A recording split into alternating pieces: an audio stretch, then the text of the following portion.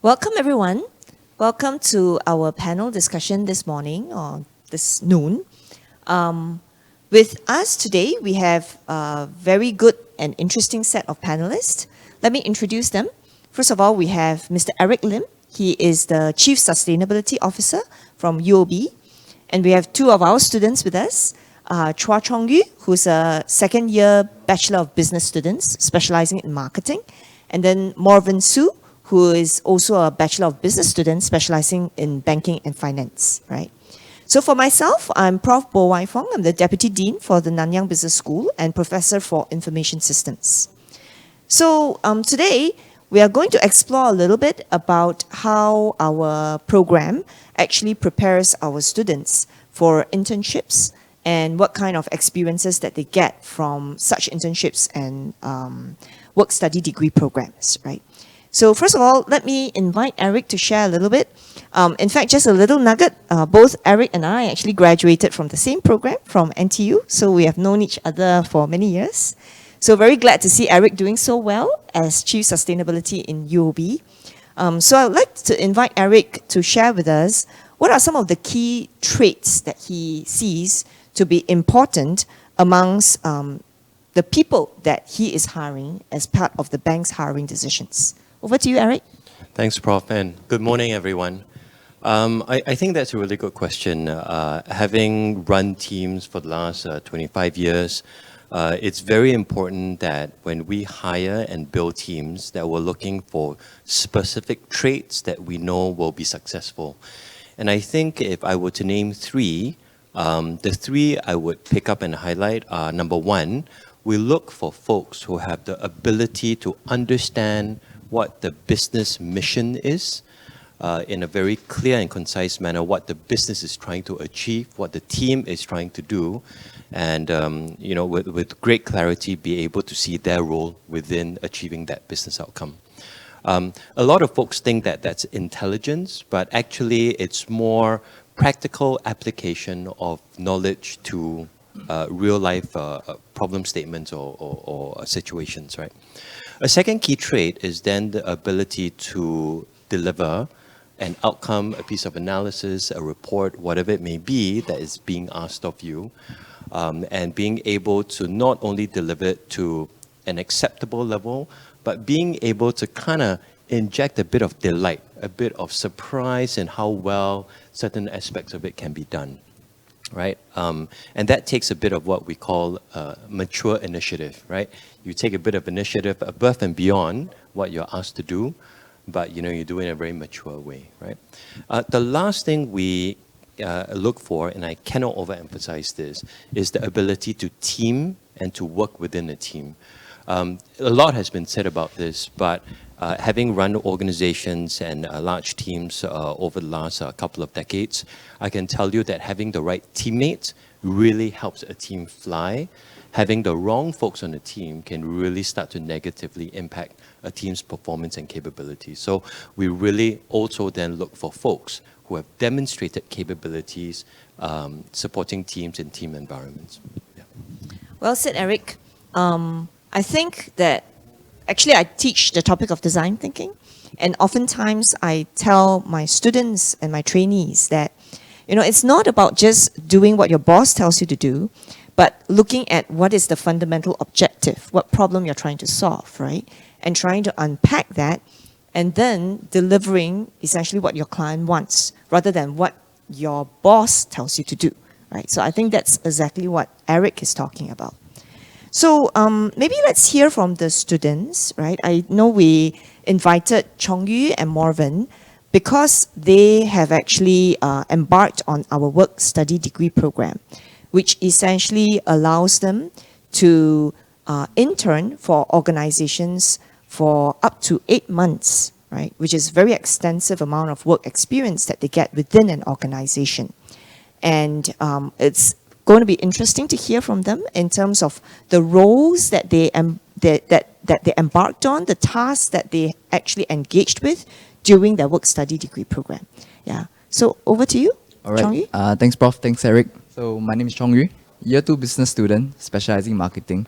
I'm currently interning at this place called Una Brands. It's a startup headquartered in Singapore. We are an e-commerce aggregator. Basically, we buy online brands and then we scale them internationally and also locally, right? So my role is actually a go-to-market strategist, I must say. So it's me and my boss, pretty lean team.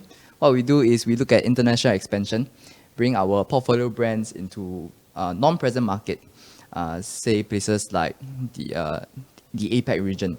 So my pet project right now is actually bringing some of our brands into Philippines, and that's my main job scope. On the side, I also work with the investment team to do due diligence process when it comes to looking at new deals that we are trying to acquire.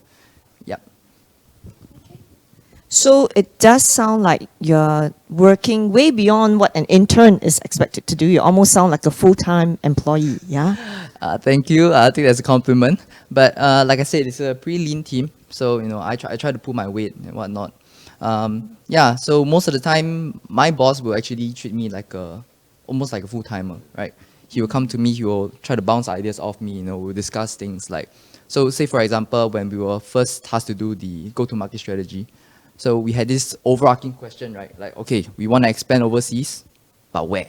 And what products do we bring? So that entails like, breaking down the problem statement, looking at, okay, this region, do we want to go this region first because we have existing infrastructure there? Which brands do we want to bring in? And that comes with like, cultural intelligence, knowing the market and market behavior, right? Breaking down different problems and then ultimately landing and into my pet project right now, which is the Philippines. Yeah. Prof, if I could just quickly jump in, what strikes me is Chong-Yi doesn't sound like a business school student. He sounds like a business professional, right? So I think that's really interesting. And I think what he just said really speaks to what you mentioned, right? Sort of taking the problem, unpacking it. Clearly, there's lots of teamwork, communication involved, working with your boss, working with your clients, and those are part and parcel of what Eric was pointing to be really important for what employers are looking at. Yeah. Let's hear from Morven. Tell us a little bit about your experience. Yep. Hi. So I'm Morven. I'm currently working with Morgan Private Bank. So I'm currently in my 5th month with the bank. So for the first 4 months, I was actually embarking on the journey with the bankers team, working predominantly on the Indonesian market. And currently, I'm in the credit middle office. So for my current role, actually, I've been there for roughly about a month and a half, and actually been embarking on a lot of strategy and transformation projects. And this actually focused a lot on the end user initiative and processes. And I think that's a lot of the skill sets that I actually picked up in Nanyang Business School, because when we were here, we actually pick up Python and statistics, and this allows you to be very sensitive with the numbers and also take a lot of initiative, like what Eric mentioned. So I think initiative is the key, because for us, we actually use like a low-code, no-code type of solution in the bank. And, in the bank, processes take quite some time. And if you want like a fast solution and it's not complex, it's just tedious for you to do it yourself, then maybe it's something that you want to do. So for my time here, actually, other than doing some of the coding projects, which I'm admittedly not a specialist at, but of course I've learned some. So I've been able to come up with some solutions and also do some across the floor kind of initiatives that help people to do certain software migrations. Yeah. And this is your second rotation. Yeah. And your first rotation? For my first rotation, so I was working on the bankers team, right? So I was a lot of adapting to knowing what analyst life is about. People always think private banking is a lot of the dining, a lot of the golf, but as an analyst, it's a bit tougher. You do have to work through the grind, follow your bankers, know what they do. And sometimes it's really the hard work that goes on the back end, preparing for client meetings, knowing what to share. And all of these, I think, comes with a lot of experience that you cannot get unless you go into an internship, because there's only so much that somebody can share with you, but always on-the-job experience is very different. Yeah. Great. And I think what Morven actually described is you can see how structured a program he went through. Even for an 8-month period, he went through 2 rotations.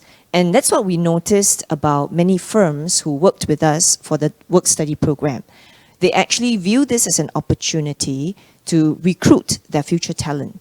So they invest in training the interns that are part of this program, and they would even systematically put them through the rotations, right? So I think that's why I think we really credit our careers team who go through this effort of working with the various recruiters to basically design a program that will not only give the students the exposure, but also train them effectively for the organization, right? The other thing I heard, which I want to stress about what Morven said, right? I'm very glad to hear that he talked about the digital skills that he felt very equipped with. And based on what I heard, it sounds like the bank really leveraged on sort of interns like him that has the latest skill sets to supplement the skill sets that the firm currently has. And that's why he's injecting a lot of these kind of digital skills, right? And that really speaks to our business school positioning. We are a business school in a technological university, which is why we make sure we train our students in these very forward-looking skills. Yeah, Eric? Yeah, and Prof, I think you raise two very important points from an employer's perspective, because when we recruit, one of the things we know is what we're looking for, but we'll look for the proof points, right, that the candidates we're speaking to, beyond knowing how to say what's important, have already been able to demonstrate those skill sets within environments that we can look at and say, I've seen the experiences they've gone through.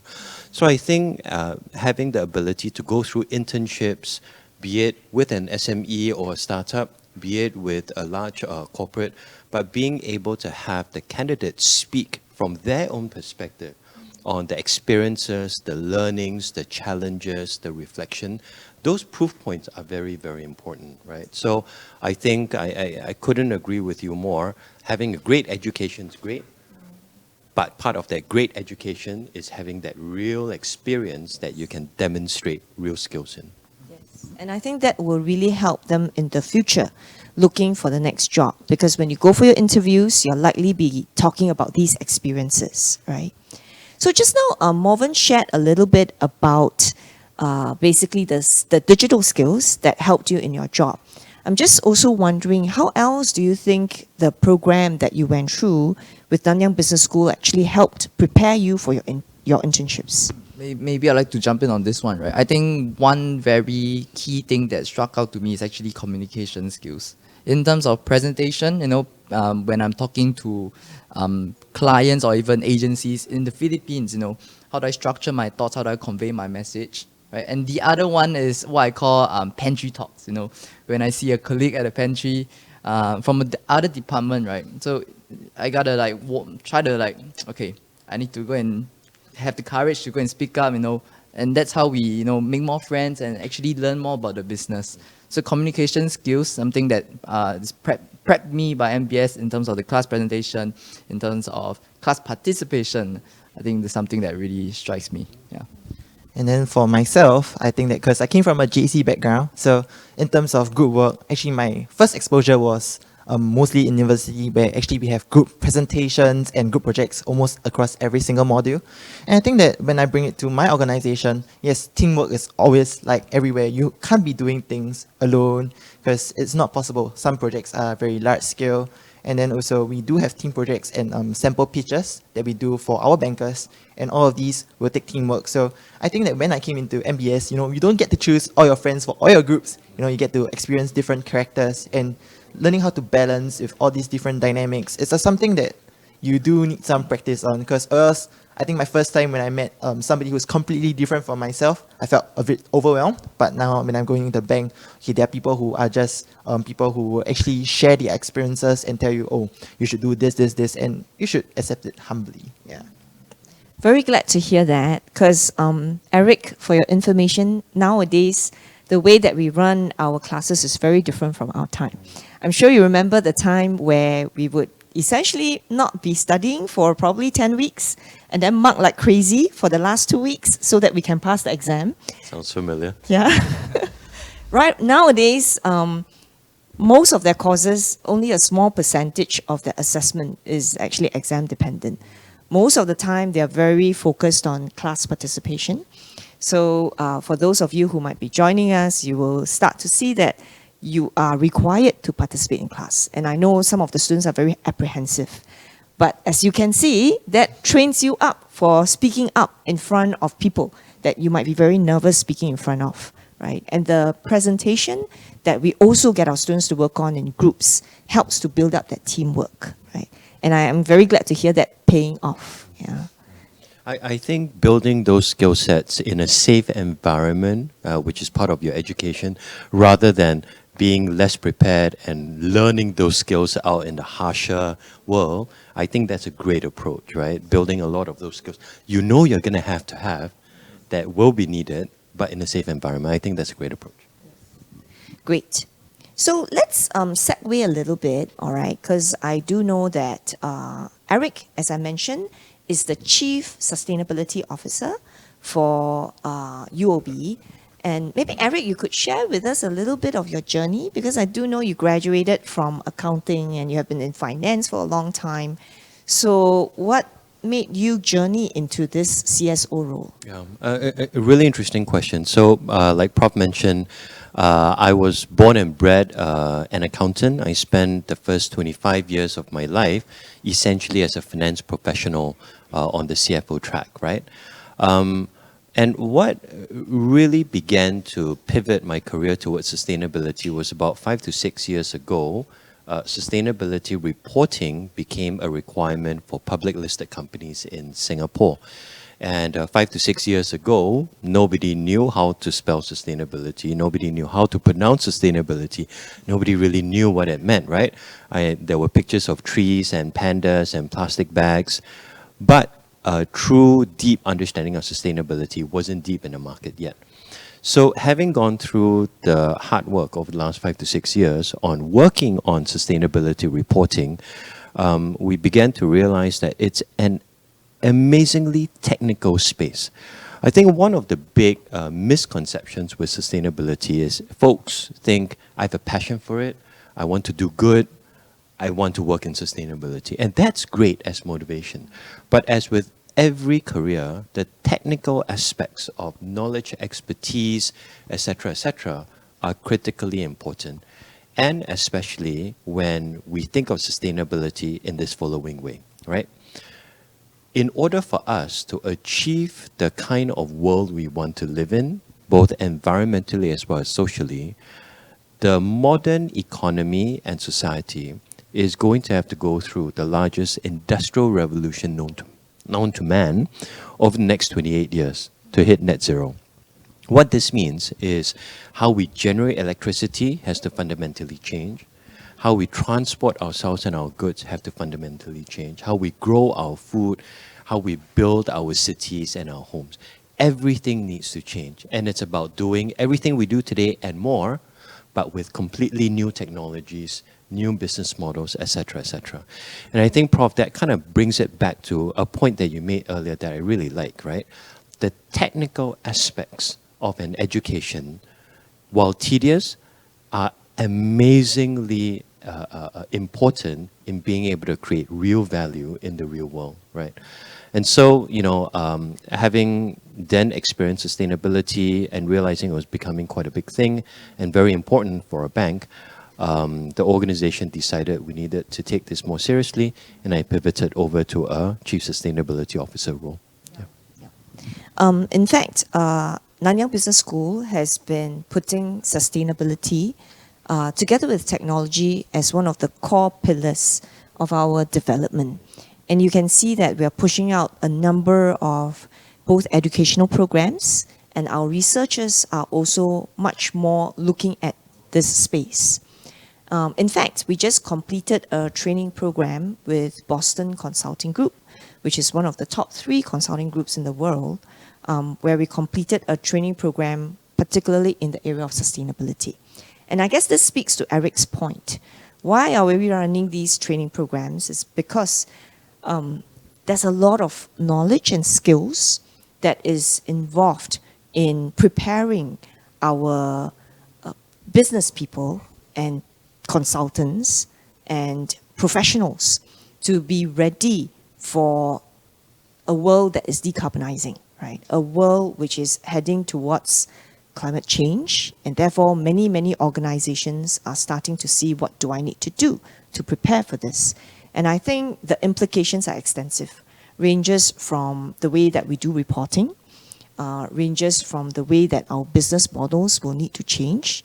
Now people are talking about how do you inject circularity into your design of the products and things like that.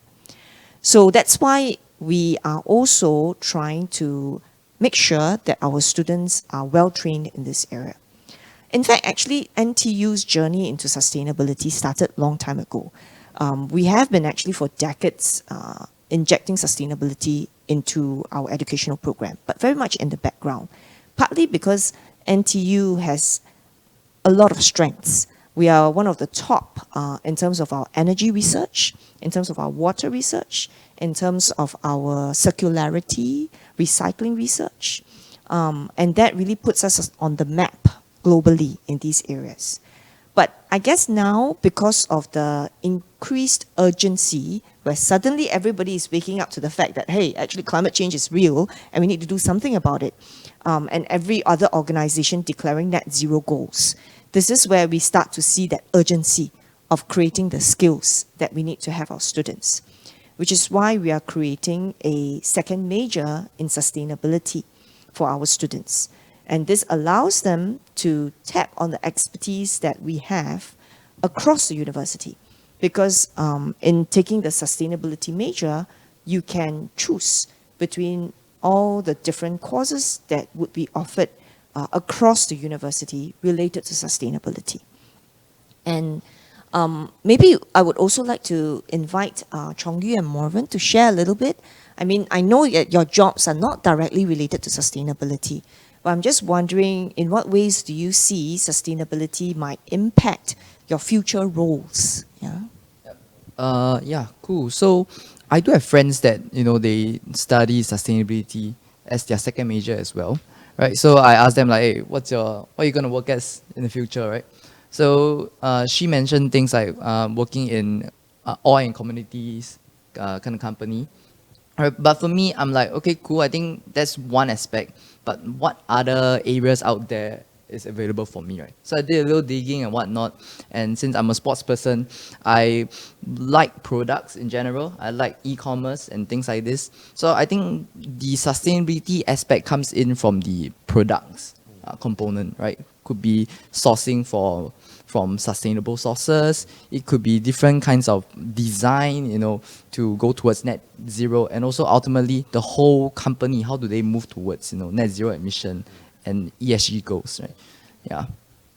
Yep. Then for myself, I think that even though my role doesn't directly involve sustainability, it's also a team that's going very big in banks. You know, I've actually gotten the chance to speak to portfolio managers of a future of food fund, you know, where actually they talk about sustainability being profitable. You know, we always think that these two goals might not coincide, but yes, in fact, they do. You know, and also recently I actually participated in a challenge, portfolio management challenge, where actually sustainability is one of the key metrics.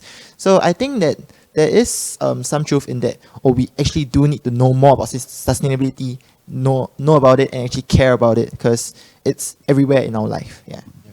You know, it's really interesting that both of you have that perspective, because one of the things we've realized is there is sustainability embedded in almost every job and function. So let me give you a classic example. I work for a bank, right, where we had conventional bankers. We are now training and deploying sustainable finance bankers.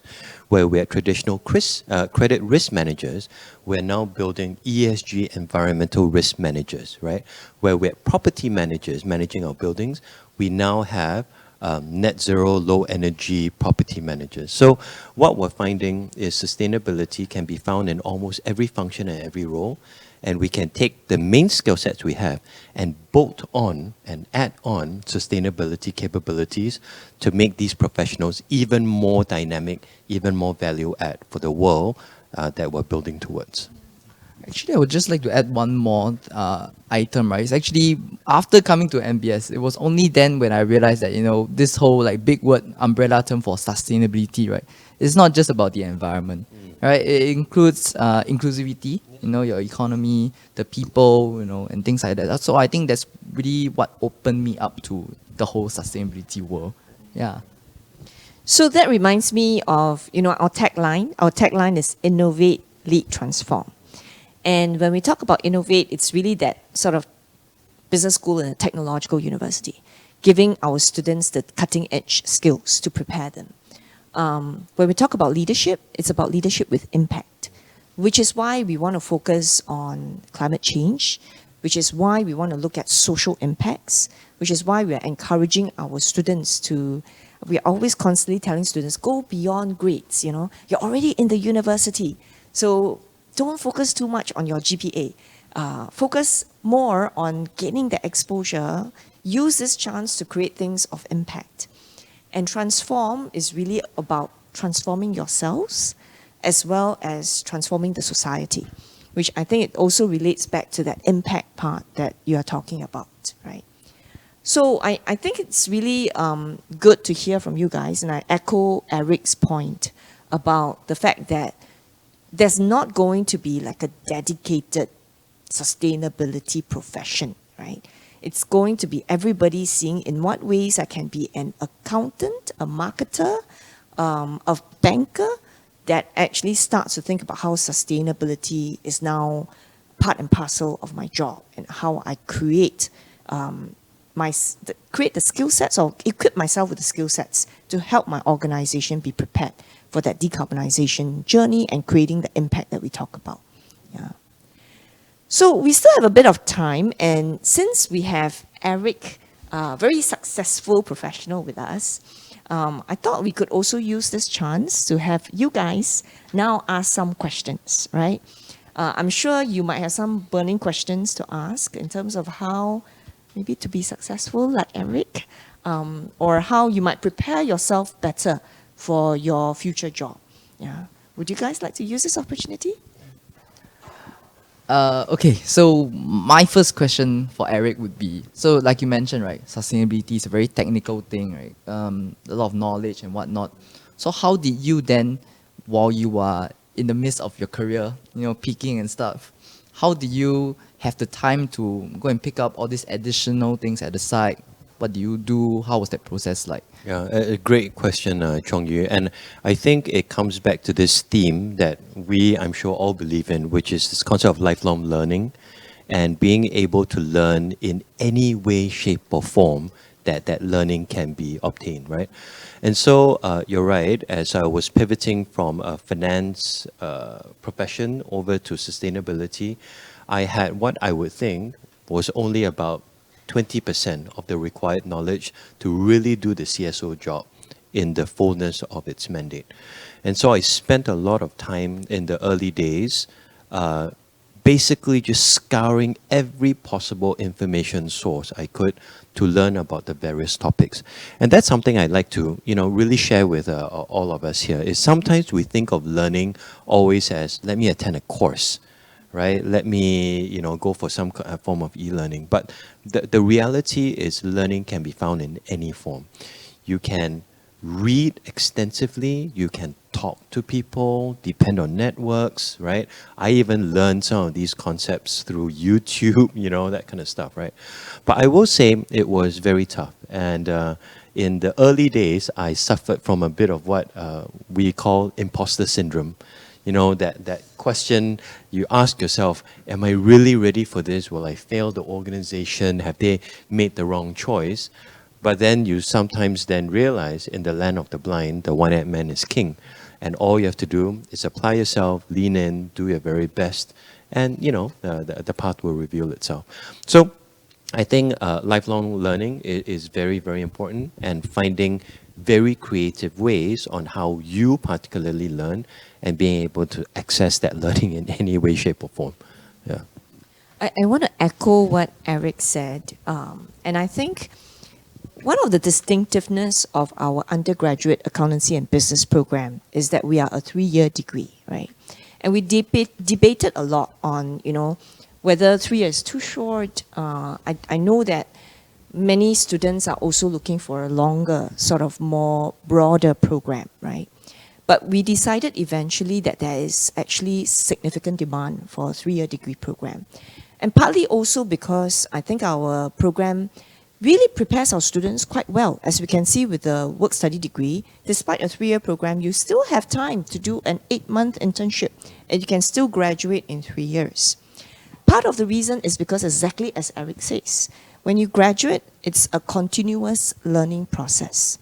And I think of our students after they graduate, it's not that they leave us, they become part of our community.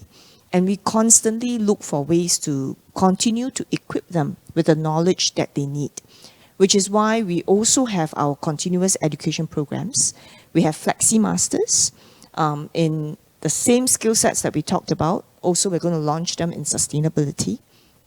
And other than these programs, we have alumni events. We have these kind of webinars. We have monthly webinars where we try to reach out to our alumni and equip them with the latest knowledge that is relevant, that we talk about. And this is also trying to create that soft skills that our students need, right?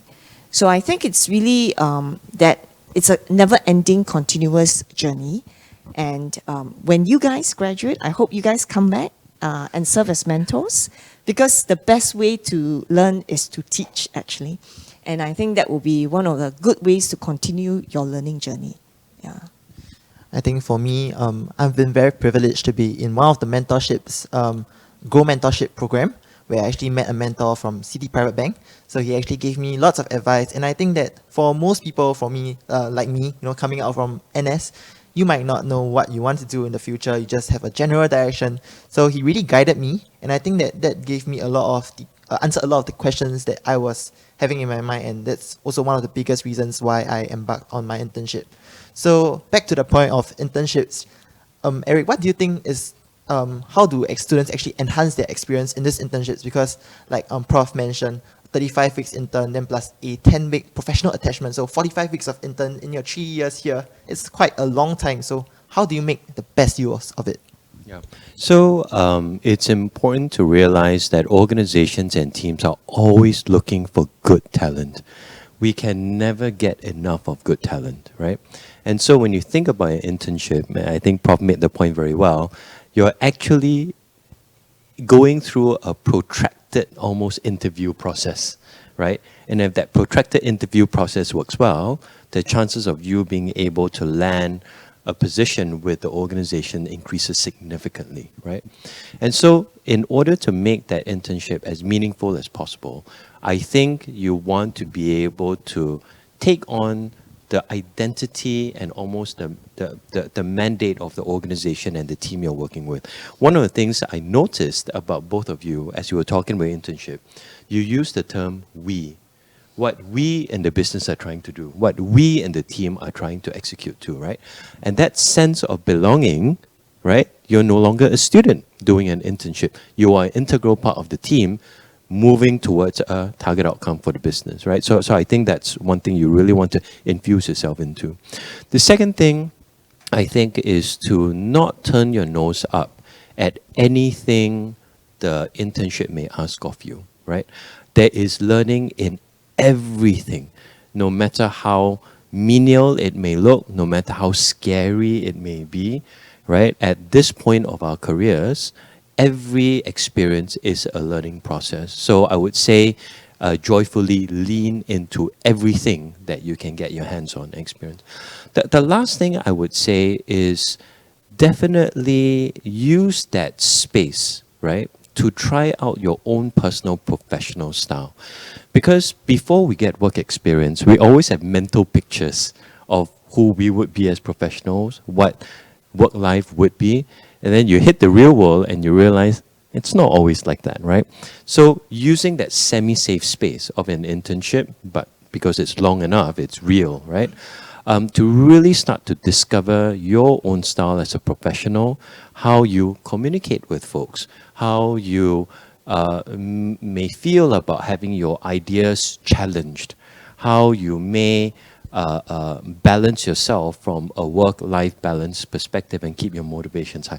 Start to discover yourself a bit as a professional so that when you hit the ground, you're already putting the best version of yourself forward that's possible at your stage of maturity and evolution.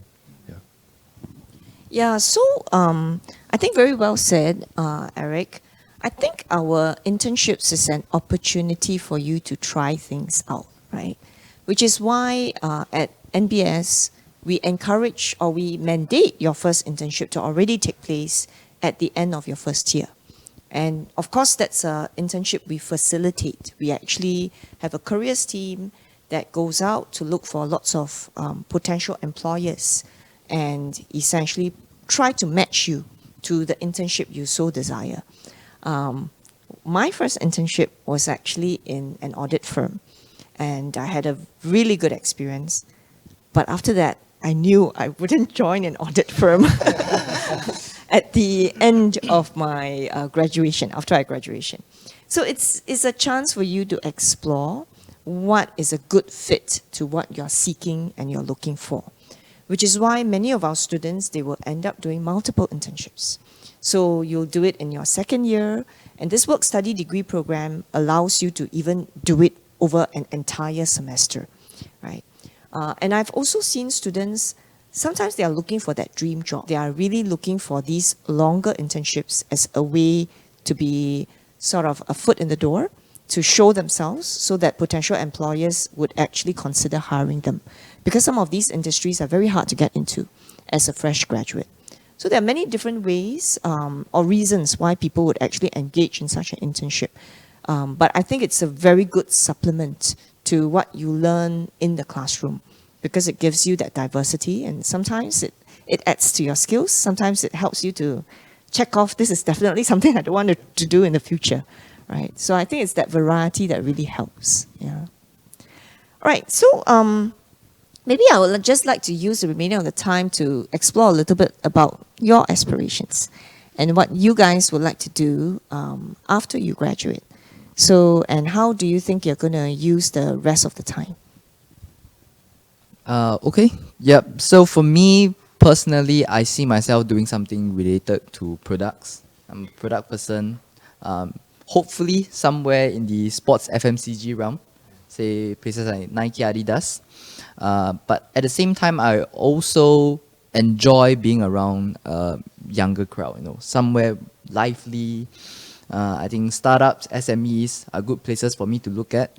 So for my remaining 1 year here at NBS, what I plan to do is, hang out with like-minded people, look for society or communities that actually work with places like this, SMEs, the startup scene in Singapore. I think just try to network and try to know more people, right? And then ultimately from there, maybe I can narrow down to the niche that I want to get into. Yeah.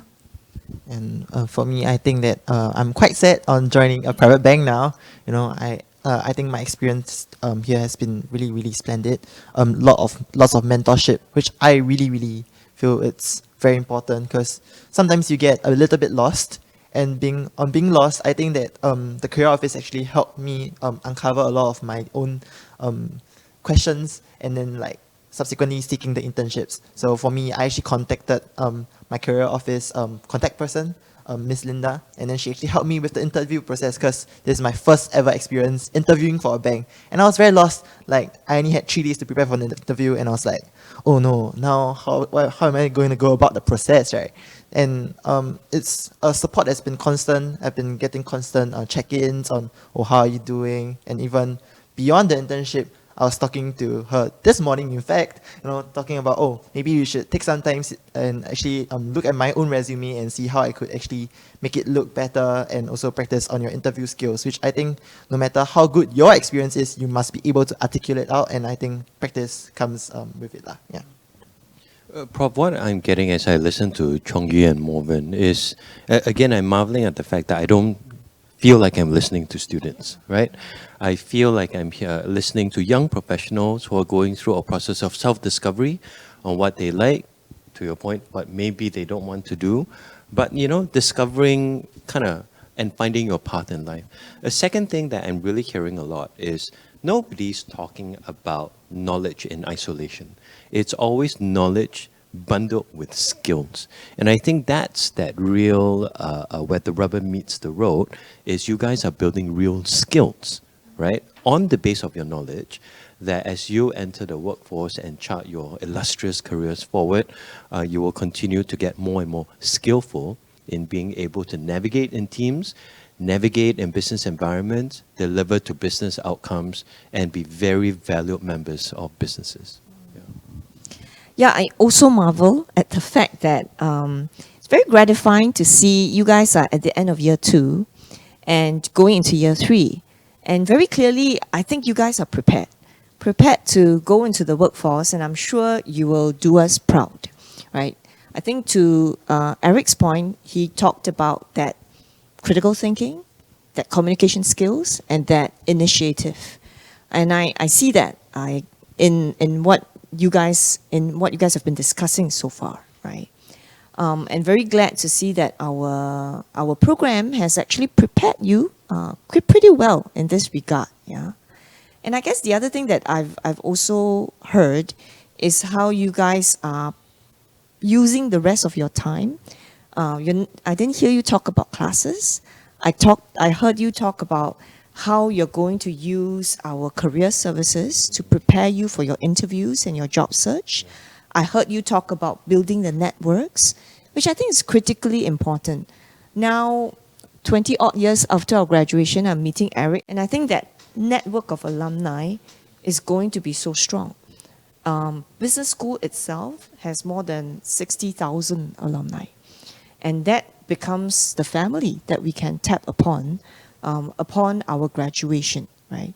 It's for those of us out there, graduating students or to be alumni, it's up to you guys to reach back, because we're always here and we're always ready to connect with our alumni and put our alumni back in touch with our students. Just this week, I've already met Eric 2 times. So you can see how we're really engaging with our alumni to bring them back to us. So I think it's really joining a family that will continue to engage with each other over time, right? So last question, okay? I think in the audience, there are people who are considering whether to join us, some of our current students. What would you say would be some of the key reasons why you might want to consider coming to Nanyang Business School, to those people who are still undecided?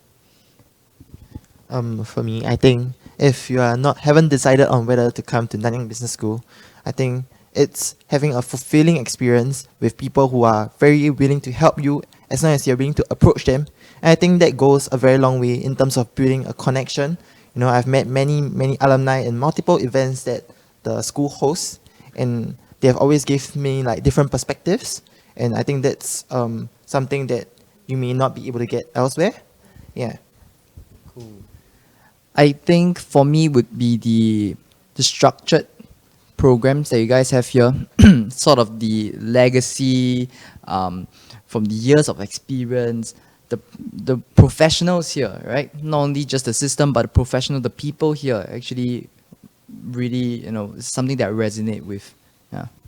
If I could share a perspective, kind of, having graduated 25 years ago and looking at now, Nanyang Business School today has all the strengths of what we had 25 years ago, but it's not the same school, right? I'm amazed by how progressive the faculty, the school continues to stay very on top of what is important, what are important trends and therefore skills that are required, be it from the standpoint of technology, artificial intelligence, sustainability, and then really building high quality programs to continue to upskill our students to be ready for those big mega trends.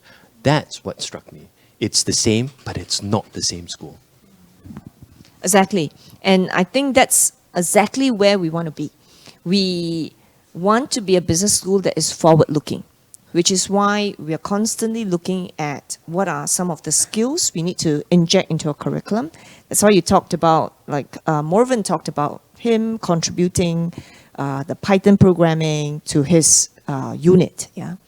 Sustainability, we talked about it, which is also sort of very forward-looking. We're injecting that into our curriculum, injecting that into our research. And as I mentioned, it's not just to our students. We try to propagate that to our alumni, to our students across the multiple programs, and to people, even to our strategic corporate partners as well, right? So I think if you look at us as a business school, it's really trying to put ourselves on the map, not just as a traditional business school, but also as a business school that prepares our students for the future. I think that's what we are really hoping to achieve, and I think we have made great strides towards. Yeah. And with that, let me end this panel discussion. I'd like to thank our panelists for their sharing their insights, sharing their thoughts. Thank you, Eric. Thank you, Chong Yu, and thank you, Marvin. Round of applause, yeah? Thanks, Prof. Thanks, Prof. And thank you Thanks, to the Eric. audience.